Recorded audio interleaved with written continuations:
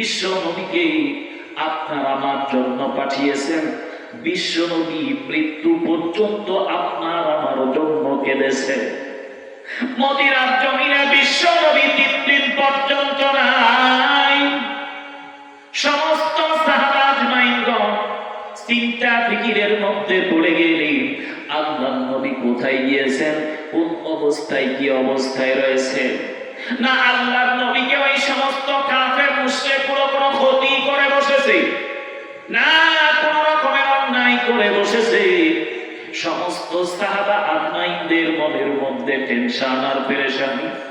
হযরতে আবু বকর, হযরতে আবু বকর সিদ্দিক, হযরতে ওমর রাদিয়াল্লাহু তাআলা আনহু, দুইজন সাহাবা একসঙ্গে বের হয়েছেন আল্লাহর নবী তালাশ করার জন্য।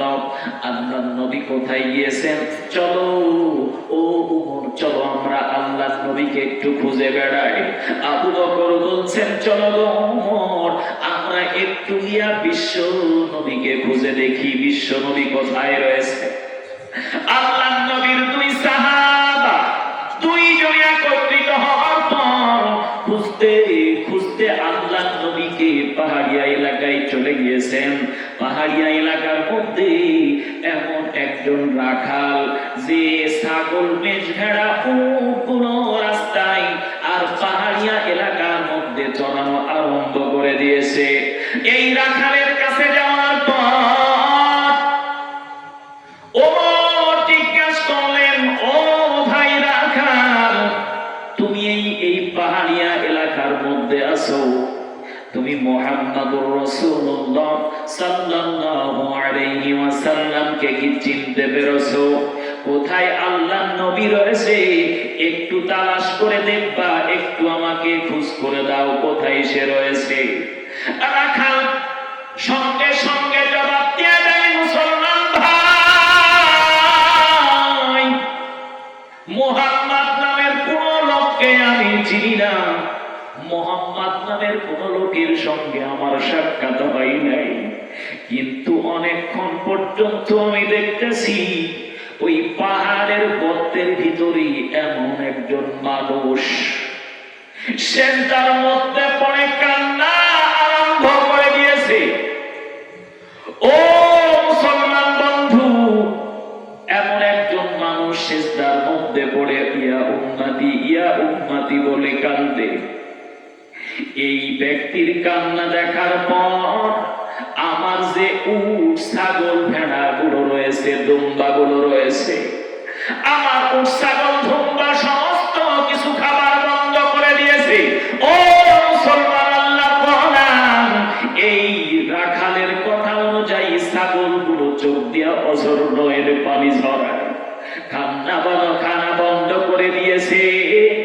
এবার রাখাল বলে, ভাই, সে যদি তোমাদের লোক হয় তাহলে এই লোকটাকে তোমরা তাড়াতাড়ি করে নিয়ে যাও।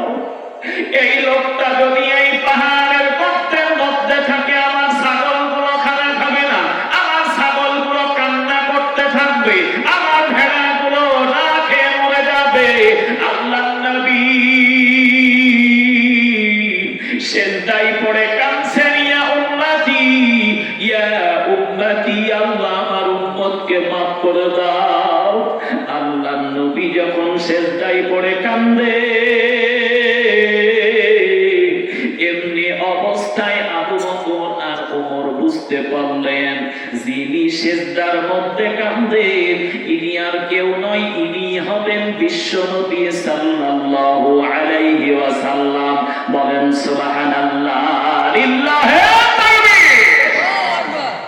মুসলমান ভাই, আমি বলতে চাই রে মুসলমান,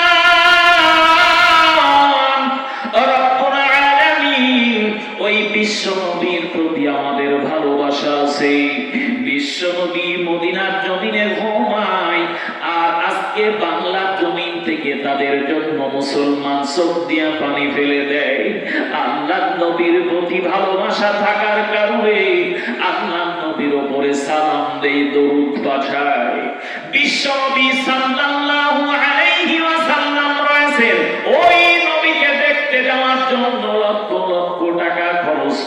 সেখানে রওজা মোবারকে যাই। অনেক হাদিস সাহেবরা গিয়েছেন, আমি নগণ্য গোলাম বারবার করে দিলের মধ্যে আকাঙ্ক্ষা জাগে, আল্লাহ কখন জানি মদিনার জমিনে যাব, আল্লাহ নবীর রওজা মোবারকের সামনে দাঁড়াইলে দিলটা শান্তি হবে। মদিনা যাইতে পারলাম না, মদিনা দেখতে পারলাম না, মদিনা নাম